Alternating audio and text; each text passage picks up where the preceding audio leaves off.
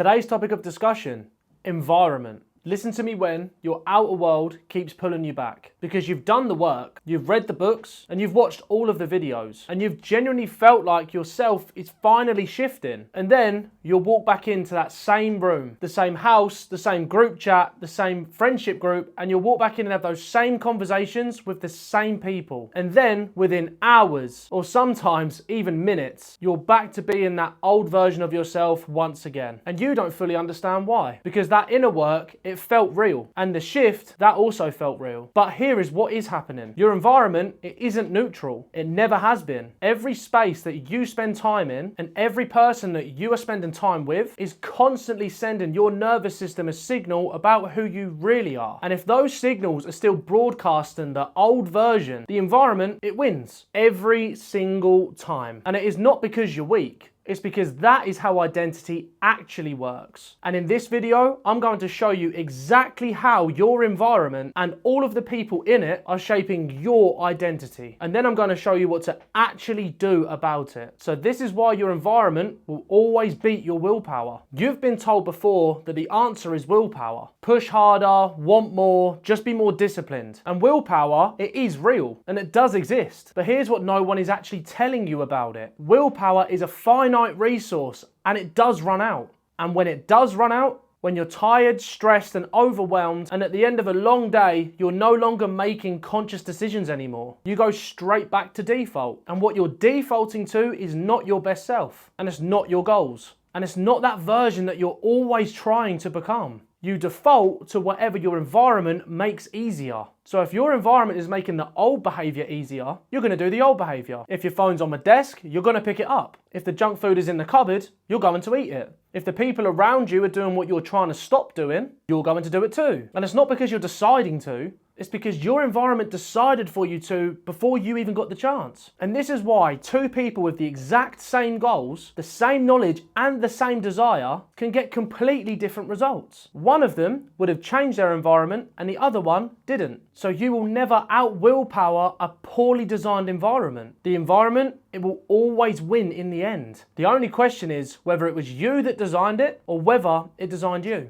And this is how your spaces are shaping you. Your physical spaces are doing more work on your identity than you even realize. Where you work, where you sleep, where you're spending your downtime, every space is sending a signal. A desk that is covered in clutter, that sends a signal. A space designed for focus, that sends a signal. A bedroom with your phone on the nightstand, that sends a signal. It will tell you about your mornings before you've even woken up. A gym bag by the door sends a signal about who you are and what you do. And they're not just objects, they're cues. And cues, they trigger behavior automatically. And that is before your conscious mind has even weighed in. Most people are just changing their goals before they change their spaces. They want to become someone different, but they're living in a space that was designed for someone that they used to be. And every time they walk back into that space, their nervous system is getting a clear signal. This is who you are here. So think about it. What are your current spaces signaling about you?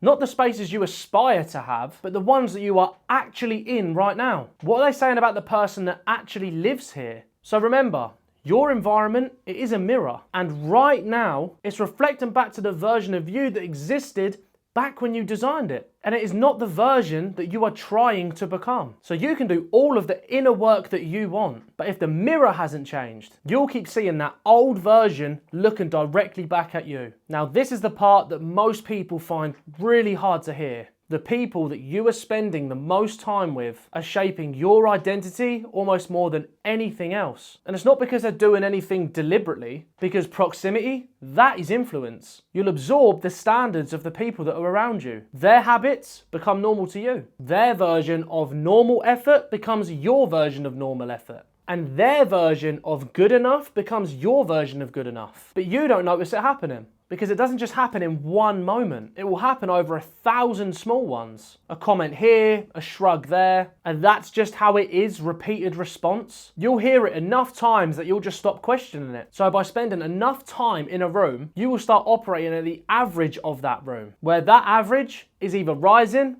or is failing. And the language that people are using around you, that matters too. What they normalize, what they joke about, even what they will treat as ambitious versus what they would treat as ordinary. All of this is shaping the ceiling of what you believe is available to you. So remember, you don't just absorb information, you can absorb identity. Every room that you spend time in is quietly setting your ceiling. And most people, they never ask if that ceiling is the one that they actually want. So a time where I've really noticed the benefits of shifting my environment was when I went and traveled the world. Because beforehand, I'd been to different countries on holiday, away for 7 days at a time, maybe a fortnight for a long haul flight. But when I really experienced the world and I was traveling for over a year straight in different cultures, different communities, different environments around the world, it made me realize that when I'd confined myself to the small town mentality that I simply adapted because of what was around me for such a large portion of my life, I understood that the world is far bigger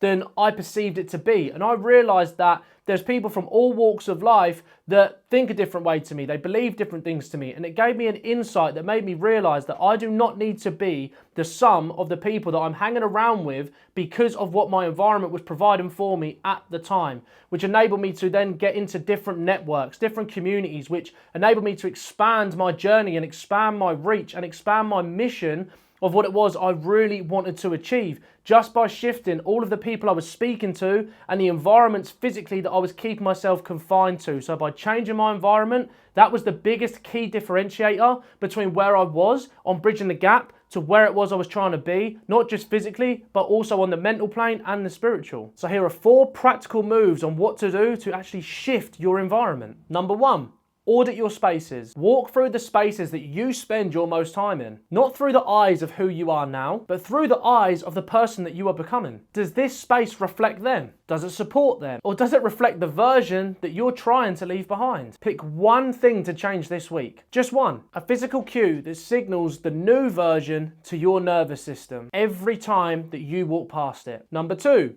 Audit your inputs. What are you consuming daily? What media? Every input is a signal, and every signal will compound. Are your daily inputs building the identity that you are moving towards? Or are they reinforcing the one that you're moving away from? Number 3. Be honest about your people. You don't have to have a dramatic conversation with anyone, and you don't have to cut anybody off overnight. But get honest with yourself about whose company is constantly raising your standards and who is constantly softening it. Then start investing your time accordingly, and then spend more time with the people that reflect the version of you that you are becoming, and less time in the rooms that reset you. Number 4.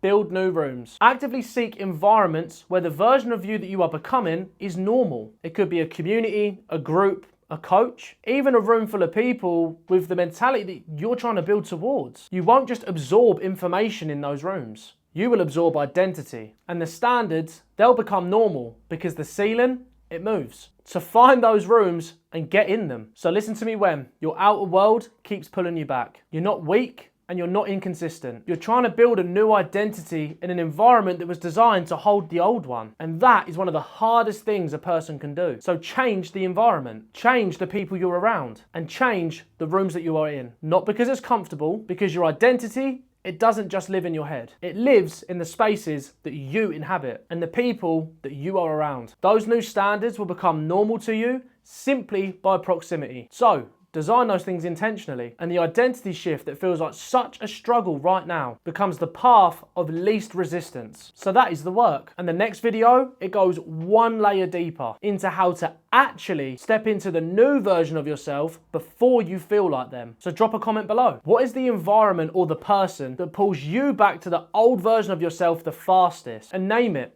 because naming it is the start of changing it. So subscribe so the next one finds you when you need it. My name's Harley.